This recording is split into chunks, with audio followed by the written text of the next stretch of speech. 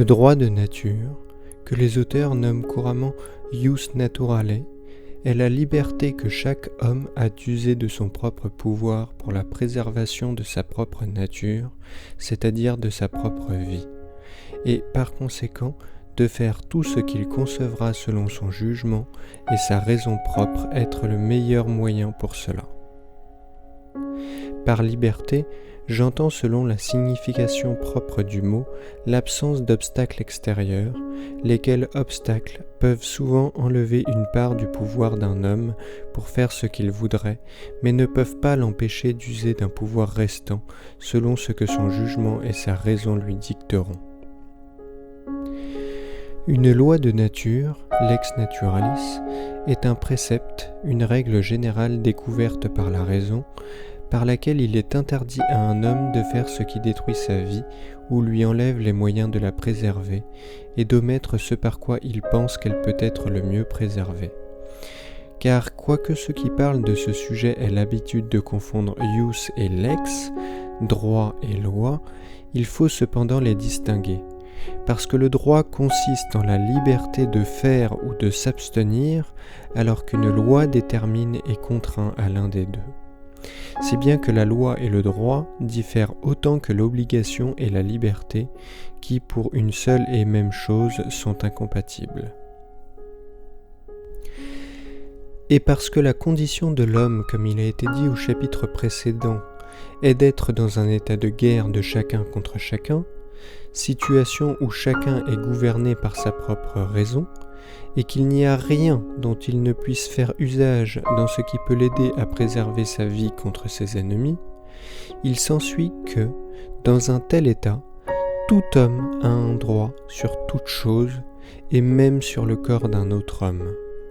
Et c'est pourquoi aussi longtemps que ce droit naturel de tout homme sur toute chose perdure, aucun homme, si fort et si sage soit-il, ne peut être assuré de vivre le temps que la nature alloue ordinairement aux hommes. Et par conséquent, c'est un précepte, une règle générale de la raison, que tout homme doit s'efforcer à la paix aussi longtemps qu'il a l'espoir de l'obtenir, et que, quand il ne parvient pas à l'obtenir, il peut rechercher et utiliser tous les secours et les avantages de la guerre.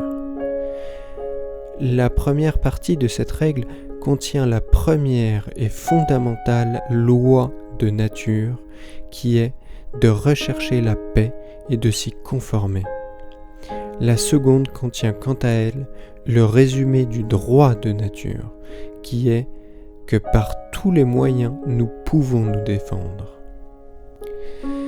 De cette fondamentale loi de nature, qui ordonne aux hommes de s'efforcer à la paix, dérive la seconde loi.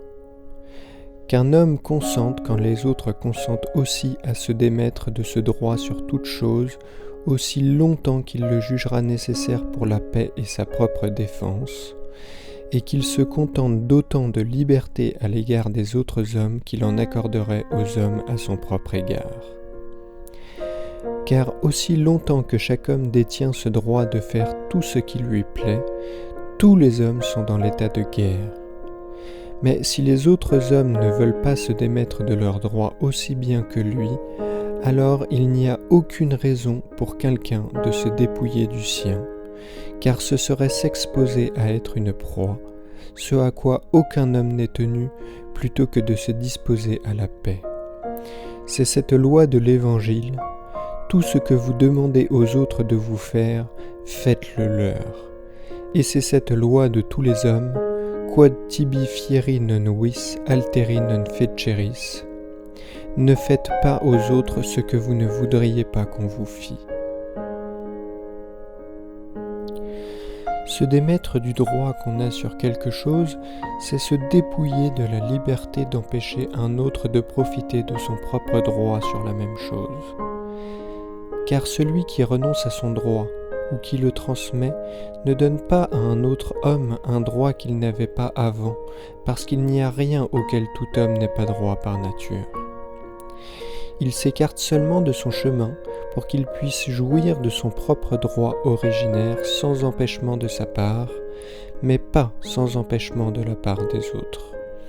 de sorte que l'effet qui résulte pour l'un quand l'autre se défait de son droit n'est que de réduire d'autant les obstacles à l'usage de son propre droit originaire. On se démet d'un droit, soit en y renonçant simplement, soit en le transmettant à un autre. On y renonce simplement quand on ne se soucie pas de savoir à qui profite l'avantage de cela. On le transmet quand on destine cet avantage à une certaine personne ou à certaines personnes.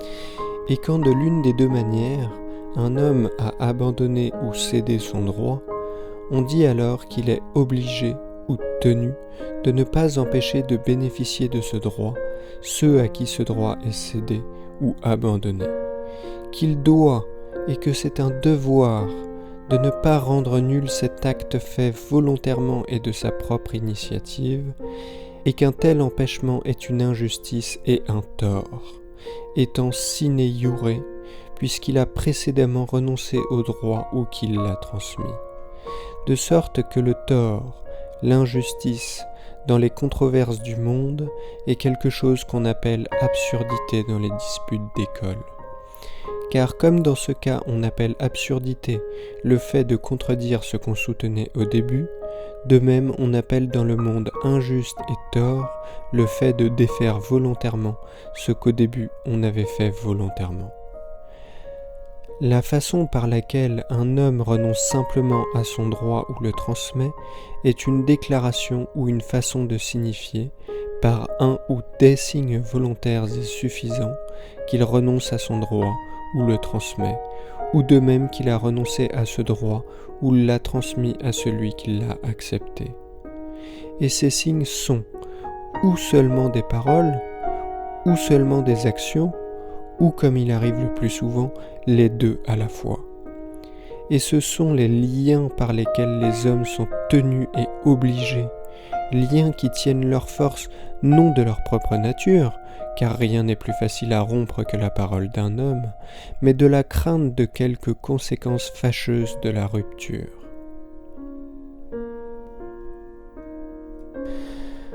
Toutes les fois qu'un homme transmet son droit, ou qu'il y renonce, c'est soit en considération d'un droit qu'on lui transmet en retour par réciprocité, soit pour quelque autre bien qu'il espère obtenir par ce moyen.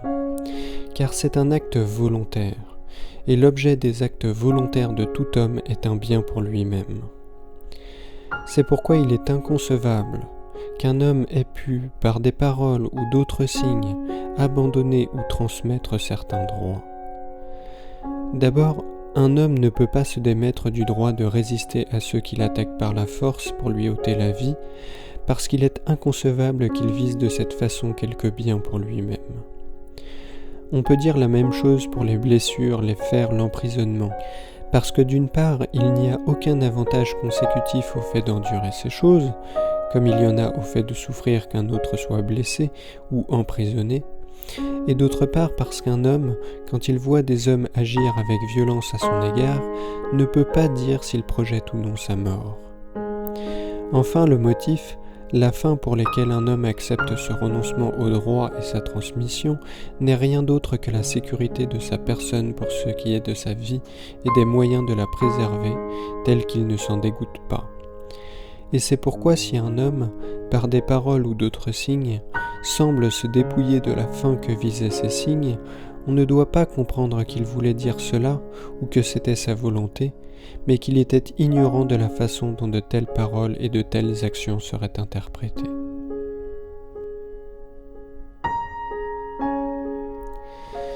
La transmission mutuelle du droit est ce que les hommes appellent contrat. Il y a une différence entre transférer un droit sur une chose et transmettre ou fournir, c'est-à-dire livrer la chose elle-même. Car la chose peut être livrée en même temps qu'on transfère le droit, comme quand on achète ou vend argent comptant, ou qu'on échange des biens ou des terres, ou elle peut être livrée quelque temps après. De plus, l'un des contractants peut fournir sa part du contrat en livrant la chose et laisser l'autre remplir la sienne à un moment ultérieur déterminé en lui faisant confiance dans l'intervalle. Et alors, le contrat qui porte cette deuxième part est appelé pacte ou convention. Ou bien les deux parties peuvent contracter maintenant et s'acquitter plus tard. Dans ces cas, celui qui doit s'acquitter dans un temps à venir et à qui on fait confiance est dit tenir sa promesse, être fidèle à sa parole. Et s'il ne s'acquitte pas, dans le cas où c'est volontaire, on dit qu'il viole sa parole.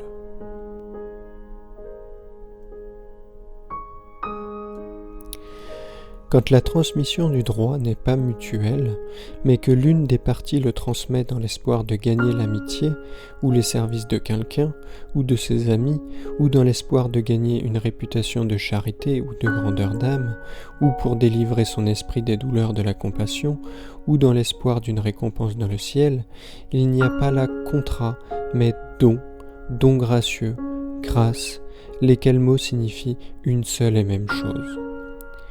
Les signes du contrat sont soit expresses, soit par inférence. Sont expresses les paroles qu'on prononce en comprenant ce qu'elles signifient, et ces paroles sont soit au présent, soit au passé, comme je donne, j'accorde, j'ai donné, j'ai accordé, je veux que cela soit tien, soit au futur comme je donnerai, j'accorderai, lesquelles paroles portant sur le futur sont appelées promesses. Les signes par inférence sont tantôt la conséquence des paroles, tantôt la conséquence du silence, tantôt la conséquence d'action, tantôt la conséquence du fait qu'on s'abstient de faire une action. Et, en général, un signe par inférence dans n'importe quel contrat est tout ce qui démontre de façon suffisante la volonté du contractant. Des paroles seules, si elles sont exprimées au futur et contiennent une simple promesse, sont des signes insuffisants d'un don gracieux, et par conséquent elles ne créent pas d'obligation. Car si elles sont exprimées au futur comme « demain je donnerai », elles sont le signe que je n'ai pas encore donné, et par conséquent que mon droit n'est pas transmis mais demeure en ma possession jusqu'à ce que je le transmette par quelque autre acte. Mais si ces paroles sont exprimées au présent, ou au passé comme « j'ai donné » ou « je donne pour que ce soit livré demain », alors je me suis dépossédé aujourd'hui de mon droit de demain, et cela en vertu des paroles, quoiqu'il n'y ait pas eu d'autre démonstration de ma volonté. Car il y a une grande différence de signification entre ces phrases « I will that this be thine tomorrow » et « I will give it thee tomorrow », c'est-à-dire entre « je veux que ceci soit tien demain » et « je te le donnerai demain ». Car la dénomination « I will » dans le premier type de discours signifie un acte de la volonté au présent, alors que dans le second, elle signifie la promesse d'un acte de la volonté dans le futur. Et c'est pourquoi la première phrase exprimée au présent transmet un droit futur, alors que la seconde exprimée au futur ne transmet rien. Mais s'il y a d'autres signes de la volonté en plus des paroles de transmettre un droit, alors quoique le don soit gracieux, on peut cependant comprendre que le droit passe à quelqu'un par des mots exprimés au futur. Par exemple, si un homme propose un prix à celui qui arrivera le premier au terme d'une course, le don est gracieux, et bien que les paroles soient exprimées au futur, cependant le droit passe au gagnant, car s'il ne voulait pas que ces paroles soient ainsi comprises, il ne devait pas les laisser courir.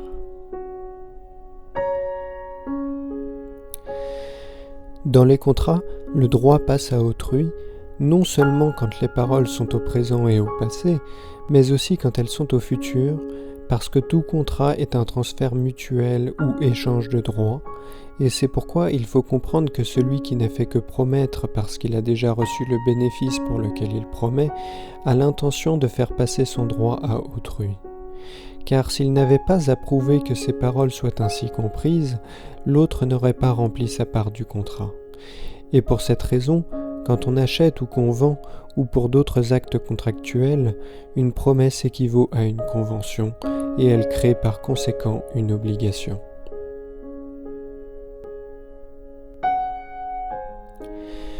Le premier qui remplit sa part du contrat est dit mériter ce qu'il doit recevoir quand l'autre remplit sa part, et on dit qu'il l'a comme un dû.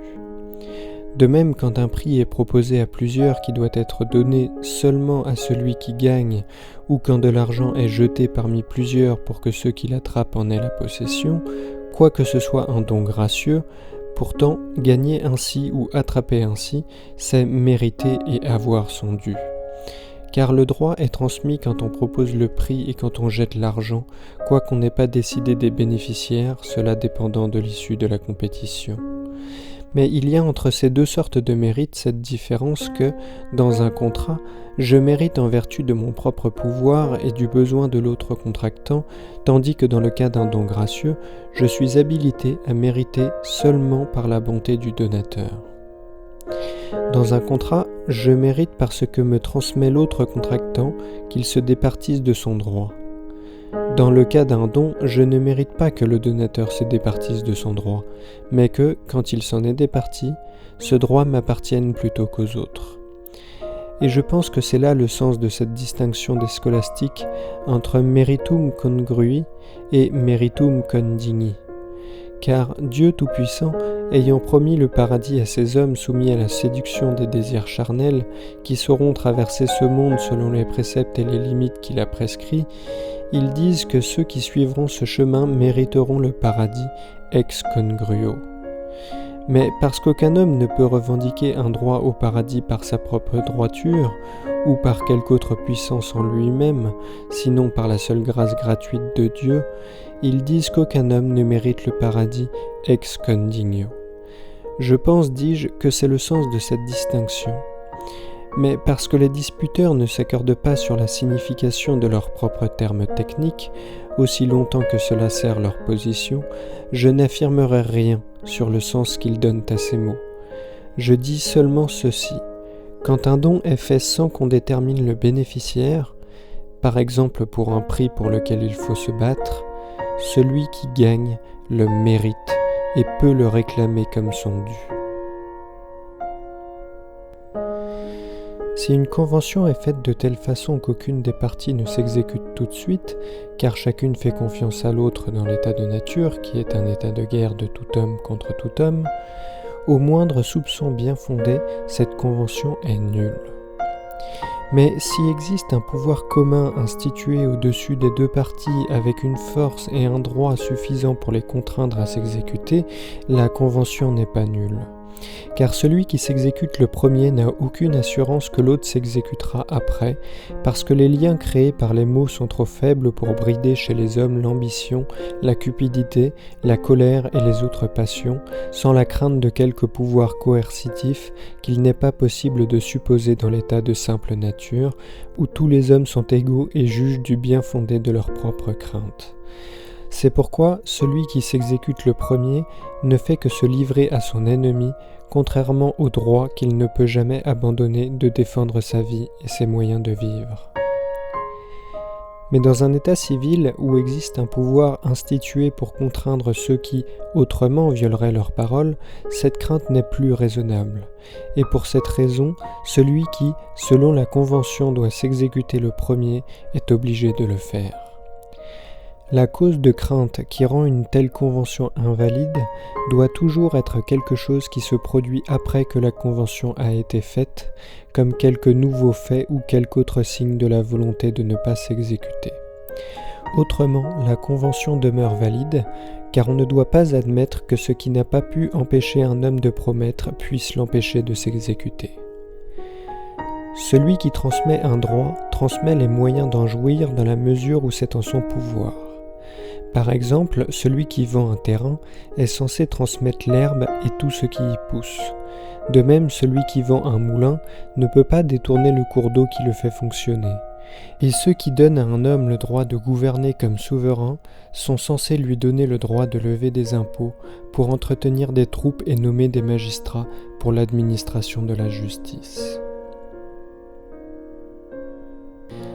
Faire des conventions avec des bêtes brutes est impossible parce que ne comprenant notre langage, elles ne comprennent et n'acceptent aucun transfert de droit, ni ne peuvent transférer un droit à un autre, et sans acceptation mutuelle, il n'y a pas de convention. Faire une convention avec Dieu est impossible, sinon par l'intermédiaire de ceux à qui Dieu parle, soit par révélation surnaturelle, soit par ses lieutenants qui gouvernent sous lui et en son nom.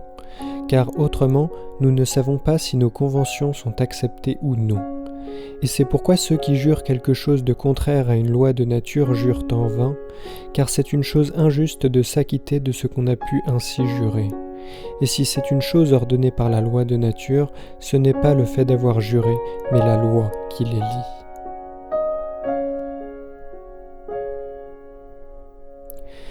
La matière, l'objet d'une convention, est toujours quelque chose qui est soumis à la délibération, car s'engager par une convention est un acte de la volonté, c'est-à-dire un acte et le dernier acte d'une délibération.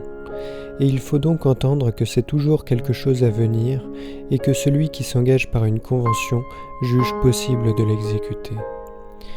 Et par conséquent, la promesse de ce que l'on sait être impossible n'est pas une convention. Mais si ce qui a d'abord été jugé possible s'avère après coup impossible, la convention est valide et elle lie non à fournir la chose elle-même, mais à s'acquitter de sa valeur, ou, dans la même impossibilité, à s'efforcer sincèrement de l'exécuter autant que c'est possible, car personne ne peut être tenu à davantage.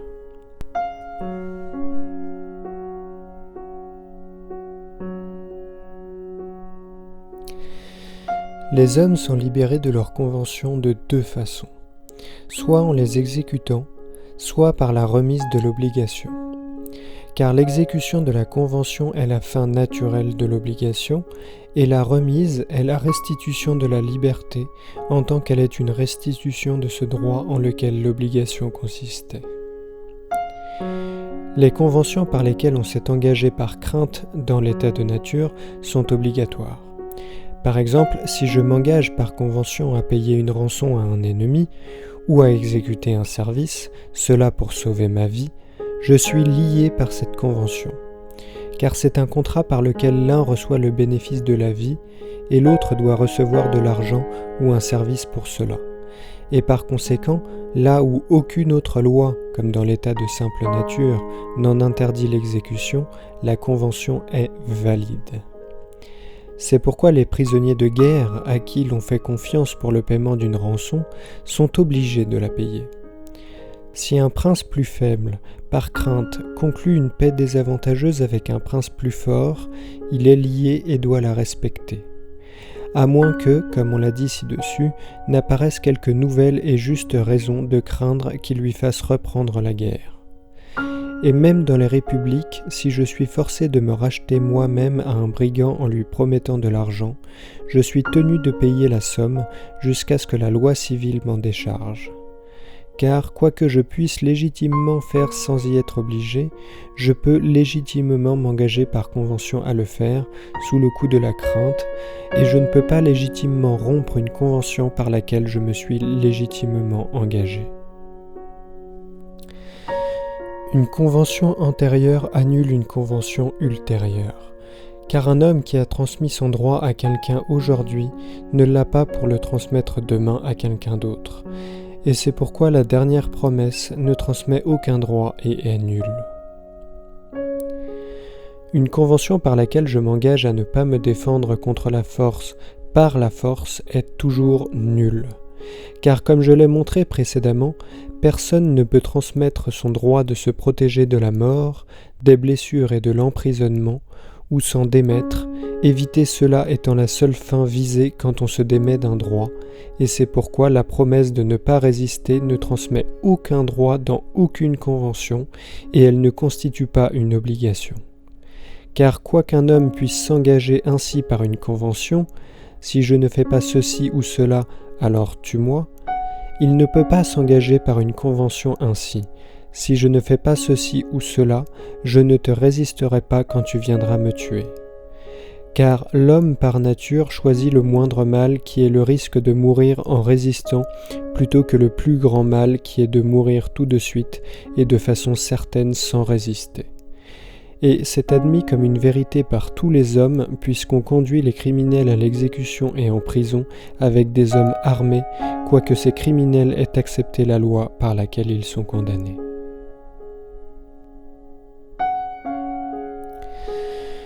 Une convention par laquelle on s'engage à s'accuser soi-même sans être assuré d'être pardonné est de la même façon invalide. Car dans l'état de nature où tout homme est juge, il n'y a pas de place pour l'accusation. Et dans l'état civil, l'accusation est suivie d'une punition qui, comme il s'agit d'une force, n'oblige pas l'accusé à ne pas résister. La chose est vraie aussi pour la condamnation de ceux, pères, femmes ou bienfaiteurs, dont la condamnation ferait sombrer quelqu'un dans la détresse. Car le témoignage d'un tel accusateur, s'il n'est pas fait de plein gré, est présumé corrompu par nature et ne peut donc être accepté.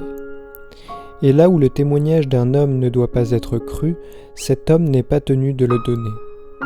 De même, les accusations faites sous la torture ne sont pas considérées comme des témoignages. Car la torture ne doit être utilisée que comme un moyen de conjecture et comme une lumière dans l'interrogatoire ultérieur et la recherche de la vérité. Et ce qui, dans ce cas, est avoué, tend à soulager celui qui est torturé, non à informer les tortionnaires, et c'est pourquoi on ne doit pas accorder à un tel aveu le crédit d'un témoignage suffisant. Car que celui qui est torturé se délivre par une accusation vraie ou fausse, il ne le fait que par le droit qu'il a de conserver sa propre vie. La force des mots étant, comme je l'ai précédemment noté, trop faible pour contraindre les hommes à exécuter leurs conventions, il n'y a dans la nature de l'homme que 2 remèdes imaginables pour leur donner de la force. Ce sont soit une crainte de la conséquence du manquement à sa parole, soit la fierté, l'orgueil de ne pas paraître avoir besoin de ce manquement. Cette deuxième passion est une grandeur d'âme qu'on trouve trop rarement pour qu'on puisse la présumer chez les hommes, surtout chez ceux qui poursuivent la richesse, l'autorité ou le plaisir sensuel, qui forment la plus grande partie du genre humain. La passion sur laquelle on doit compter est la crainte qui a 2 objets très généraux. L'un qui est le pouvoir des esprits invisibles, l'autre qui est le pouvoir de ces hommes qu'on offensera par le manquement à sa parole. De ces 2 objets, bien que le premier soit un pouvoir plus grand, pourtant la crainte du dernier est couramment la crainte la plus forte. La crainte du premier est en chaque homme sa religion propre, qui réside dans la nature de l'homme avant la société civile, ce qui n'est pas le cas pour la seconde, du moins pas assez pour contraindre les hommes à tenir leurs promesses. Parce que dans l'état de simple nature, on ne discerne pas l'inégalité de pouvoir, sinon à l'issue du combat. Si bien que, avant le temps de la société civile, ou quand la guerre l'interrompt, il n'y a rien qui puisse donner de la force à une convention de paix sur laquelle on s'est accordé contre les tentations de la cupidité, de l'ambition, de la concupiscence ou d'un autre ardent désir, sinon la crainte de cette puissance invisible à laquelle tous rendent un culte sous le nom de Dieu et que tous craignent comme celui qui peut se venger de leur perfidie. Par conséquent, tout ce qu'on peut faire entre 2 hommes qui ne sont pas assujettis à un pouvoir civil est de les faire jurer l'un à l'autre par le Dieu qu'ils craignent, lequel acte de jurer, ou serment, est une formule du discours ajoutée à la promesse par laquelle celui qui promet déclare que, s'il ne s'exécute pas, il renonce à la miséricorde de son Dieu ou en appelle à sa vengeance sur lui-même. Telle était la formule païenne, que Jupiter me tue comme je tue cette bête. De la même façon, notre formule déclare « Je ferai comme ceci et comme cela, et que Dieu me vienne en aide ». Et cela accompagné de rites et de cérémonies dont chacun se sert dans sa propre religion, pour que la crainte de manquer à sa parole puisse être plus grande.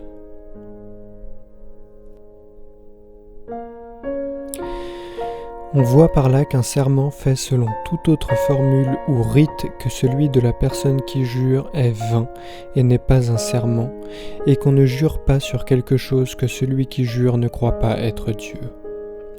Car quoique les hommes aient parfois eu coutume de jurer par leur roi, par crainte ou par flatterie, cependant ils ne voulaient que faire entendre de cette façon qu'il leur attribuait un honneur divin.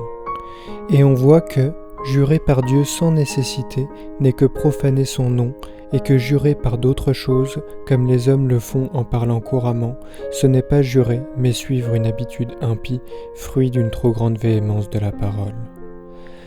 On voit aussi que le serment n'ajoute rien à l'obligation, car une convention, si elle est légitime, vous lie aux yeux de Dieu, qu'il y ait ou qu'il n'y ait pas serment. Si elle est illégitime, elle ne vous lie pas du tout, même si elle est confirmée par un serment.